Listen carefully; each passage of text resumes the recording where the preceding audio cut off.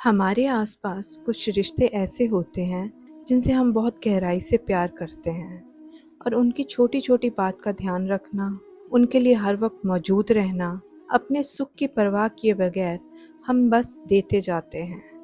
अचानक एक दिन उनके किसी दुर्व्यवहार या अपशब्द हमें ये सोचने पर मजबूर कर देते हैं कि क्या हम उनके लिए कोई मायने रखते हैं।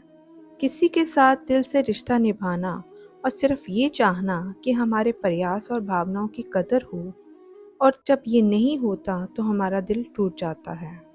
क्या कभी हमने सोचा कि हमें बुरा क्यों लगता है? हमारे दुख की वजह हम खुद हैं। हम उस रिश्ते से इतना मोह कर लेते हैं कि अपने आप से प्रेम करना भूल जाते हैं।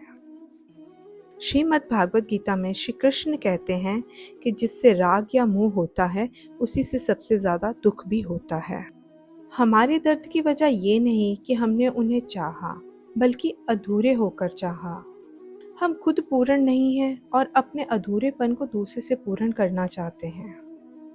कभी भी अपूर्णता में प्रेम नहीं बांटा जाता है, उसके लिए खुद भीतर से पूर्ण महसूस करना ज़रूरी है। सबसे पहले खुद को जानना और खुद से प्रेम करना होगा। ये जानना होगा कि मनुष्य जन्म हमें क्यों मिला है, हम कौन हैं। जब तक हम खुद को नहीं जानते तब तक हम खुद को प्रेम से नहीं भर सकते। जिस दिन हम खुद को प्रेम से भर लेंगे तभी हम निस्वार्थ भाव से प्रेम बांट पाएंगे। आज के युग में किसी को निस्वार्थ भाव से प्रेम करना आसान नहीं है, जहां हर रिश्ते को नापने का एक मापदंड है।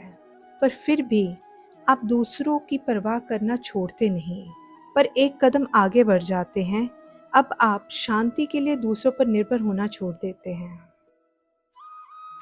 अगली बार अगर आपके किए की कदर ना हो तो आप इस बात का बुरा मानने से पहले खुद से पूछें कि आप किसी को प्रेम इसलिए बांट रहे हैं कि आप खुद पूर्ण हैं या उनसे पूर्ण होने की आशा रखते हैं।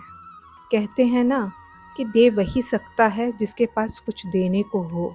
जो खुद कंगाल है वो किसी को क्या ही देगा। आपका एक छोटा सा प्रयास खुद से खुद तक का एक वरदान बन जाता है और आपको मुक्त कर देता है, और आप दूसरों को निस्वार्थ भाव से प्रेम करने लगते हैं।